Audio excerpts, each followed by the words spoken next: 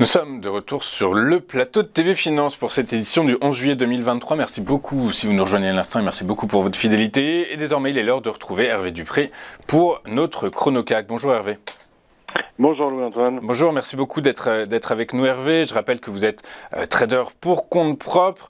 Hervé, le CAC sans surprise a ouvert en hausse ce matin. Ceci étant, hausse timide, les investisseurs sont focalisés sur la publication des statistiques sur l'évolution des prix à la consommation aux États-Unis.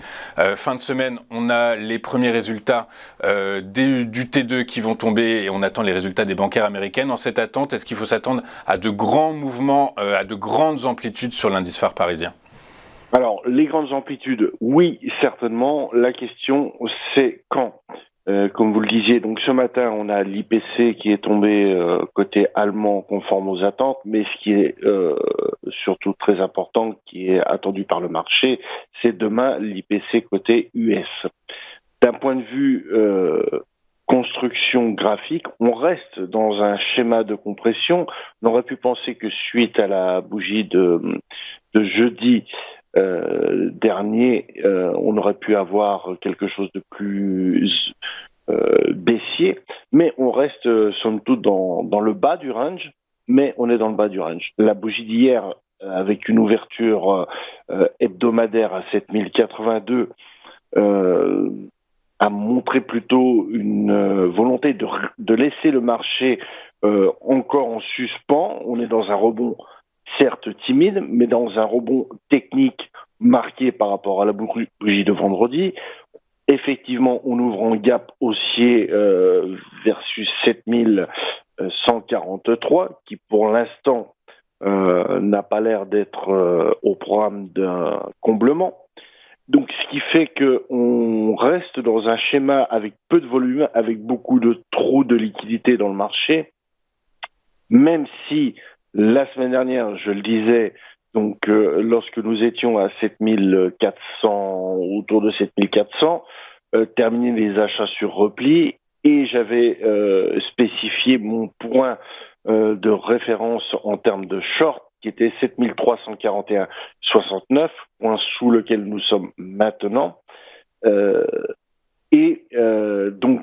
ce n'est pas pour autant, malgré une perspective de rebond possiblement aux alentours de 7239, 7310, j'ai plus de mal à me reprojeter dans un schéma haussier maintenant. Donc, ce qui fait que c'est extrêmement difficile de donner une visibilité très court terme, et encore plus en fin de semaine avec les débuts de résultats la semaine prochaine. Donc là, il est préférable de rester plutôt prudent, voire même se limiter à du scalp, même pas l'intraday, parce qu'à chaque instant, on peut avoir un mouvement un peu purement algorithmique qui est difficilement prenable.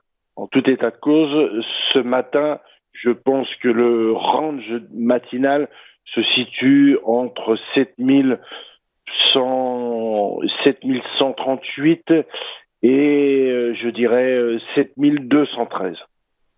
En attente des US cet après-midi, et après, on aura possiblement un mouvement spéculatif en attente des résultats d'IPC de demain qui se mettra en place. Alors, plus on est au milieu, plus c'est difficile. Alors effectivement, du coup, est-ce que les 7000 points, 7080, 7000, est-ce que qui pourrait marquer la fin, selon plusieurs analyses techniques, de la tendance de long terme, est-ce que on serait capable de l'atteindre, peut-être pas aujourd'hui, mais peut-être demain plutôt, avec ce catalyseur important qui est la publication? Tout à fait, et ça ne s'arrêtera pas là. Mais je dirais que c'est pas les 7080, je dirais plutôt 7015 qui marquerait, à mon avis, le début d'une phase plus baissière, plus retraçante, pour aller chercher des points plus bas à 6823. Mais pour l'instant, la bougie d'hier invite à la prudence sur les shorts, et difficile de reprendre les achats. Ok, très clair. Bah écoutez, je vous remercie pour ce précieux conseil. Donc vous nous incitez à la prudence sur l'indice phare parisien en attente de la publication de ces données macroéconomiques demain et microéconomiques vendredi. Merci beaucoup Hervé Dupré d'avoir été avec nous. Je rappelle que vous êtes trader pour compte propre et en gestion indépendante depuis 1995. On marque une rapide courte page de publicité de notre côté. On se retrouve juste après, avec les Market Movers de Mathieu Driol. À tout de suite sur TV Finance.